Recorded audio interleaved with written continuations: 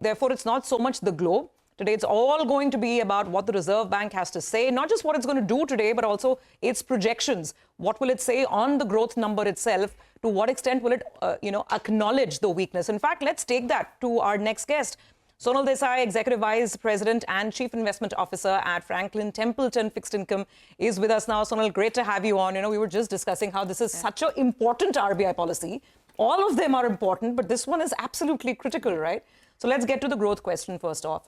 How do you think they'll acknowledge it in the forecast numbers? And what are we getting today? CRR cut, repo, both, neither? What? So we think actually, essentially what we'll get are some liquidity measures. So potentially a CRR cut. But on the other hand, if I look at the growth number, our view is that the previous number, the weak number, was more of an aberration. Yes, we are coming back towards not those supercharged growth numbers, which were so exciting. Probably we are looking at between 6 and 7% for India, 6.5 or so.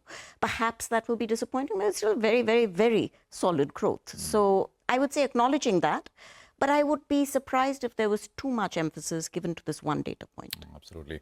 Sonal, good morning, and thanks very much for seeing you here in the studios. You track global macros, you track the US, and I think that's the big overlay for 2025 for emerging markets as well. What is your sense? Are we seeing a much stronger dollar headed into 2025? I was just looking at, for example, from a EM perspective, RBI policy today compared to the last MPC.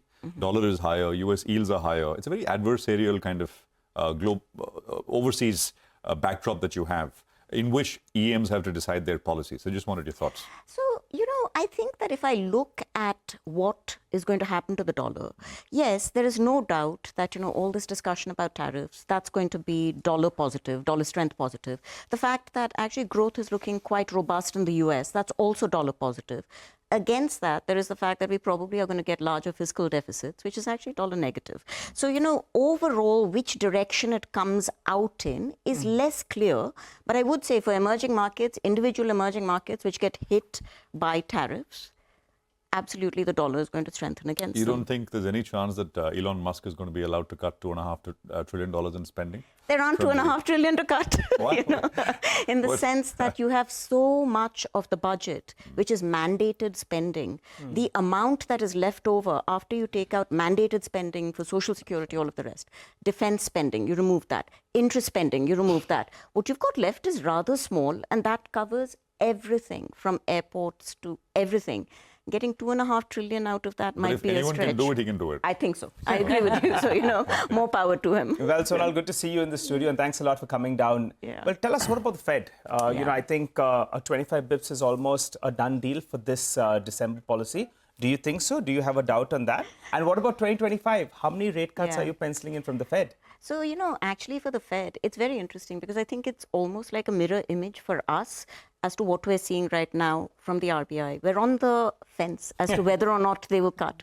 Similarly for the Fed, actually, I don't think that December 25 is a done deal. Interesting. I think mainly because for a long time, even prior to the elections and so on, my call for the Fed was significantly fewer rate cuts than the market was anticipating, say, at the start of the year or even towards the end of last year. I never thought that the Fed really had within its power more than 125, 150 in all. Okay. So, they already did 50, which I thought wasn't very prudent. Not catastrophic, but not particularly prudent to go with 50 if you only had so many to do in all.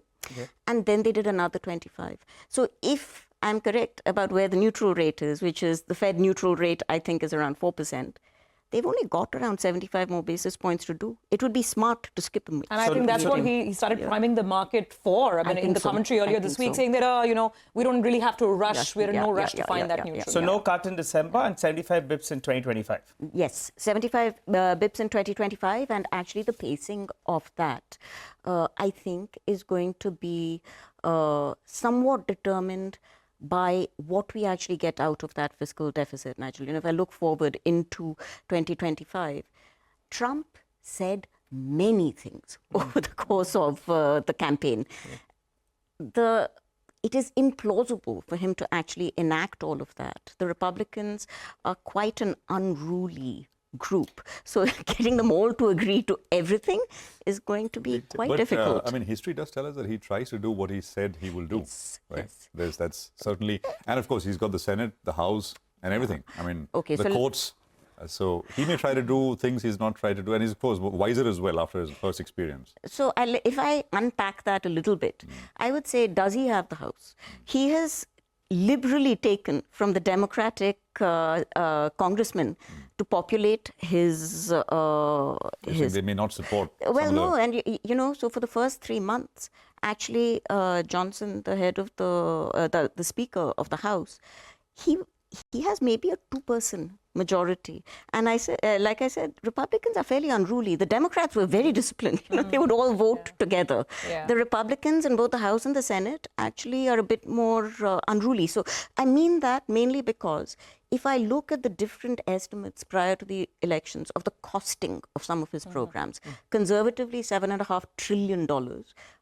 Other numbers were as high as $15.5 trillion. And I don't think that's very popular with Republicans. And the thing is, I think there are a lot of moving parts right now in the US, in the global economy. There's too much unknown and too much that hinges on, now, what will that tariff action be? We don't know till it happens, right? And then the repercussions, etc. So just coming back to India, we discussed, you know, this briefly. You're saying that this whole slowdown is not maybe too bad. 6 to 7% is still good.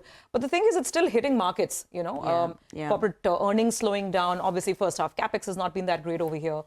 What's your, you know, larger call in terms of India, and also how investors are looking at India on the fixed income side? I mean, we are now part of many of the global bond indices. So do you see a huge rush of capital coming through? Okay. So again, if we take different pieces of it, so one, from the outside looking in, India actually, again, the markets change day to day to day, right? But if I look at the job that the regulators, the RBI, and the government has done on the fiscal, it is actually outstanding. I would go that far. I mean, in the last 3-4 years, we have had the fiscal deficit being cut in half, essentially, from well over 9% to probably 4.9%. This is actually a remarkable fiscal adjustment under any scenario, and it has certainly assisted also in the bringing down of inflation. So, you know, so the RBI has had an assist coming from fiscal. If I look at the US, it's the opposite. You know, the Fed has had a massive reduction in its ability to conduct monetary policy because of the fiscal expansion that we've seen over there. So that's one piece of it. The other thing about that massive rush of investors in or out, there I would have a more nuanced view, because here's the thing, you've got to look at the return that a foreign investor will get after hedging costs, and after you look at where US 10 years are going. And if I'm correct, and US 10 years are actually headed for 4.5, 5, you know, post-hedging, you are not going to get a real rate of return, which perhaps is as attractive. So yes, you're going to get capital coming in as India gets included more and more into more and more indices. But over and above that, a massive inflow is perhaps... So the reason I ask that, and it's important to have that reality check, because it's all relative, right? You take a call on an investment in one market relative to what you're getting elsewhere. Exactly. And the US has been looking pretty good. So if you're not getting that rush of dollars in the rupee, and we've seen the weakness already. And does that become a further concern for investors looking into India? Because we've had a weakening currency for a while now. Yeah, I think it's more than a concern. It is a factor. It is a factor which further will reduce your post-hedging return on the rupee. And if you do see this greater return coming from other markets, this is a factor. I think it will also be, to some extent, a factor in what the RBI does. Right, because and they have to look at that. I think there's a greater tolerance for a depreciating rupee, right? Because it's not, I mean, Across the yuan is depreciating, so you're kind of tied to the hip. You're tied to the hips. Currency wars, if you call them currency wars, but ultimately, you know, if I even look within the G3, if I look at the Eurozone, I look at Japan, and you look at what's happening to currencies, if you'd asked me 6 months ago, I would have said as soon as the BOJ starts raising rates, we will see the yen appreciate from its hugely undervalued levels. And instead, where we started, the combination of tariffs and growth, fewer Fed cuts, suddenly the calculus... ever hike, or you think... Oh, yes. They will hike in December? No, I think that they probably hike 3 more... They hike another 100 basis points next year, in the cycle. Yes. So we are expecting that. Okay, Great having you with us. Thank you so much. Thanks a lot, Sonal, for coming down. We have a request that you come down more often. Okay, I'd love to be here. Thank you all so much. We look forward to more chats. Thanks a lot. Well, for the time being, though, we'll slip into that short break on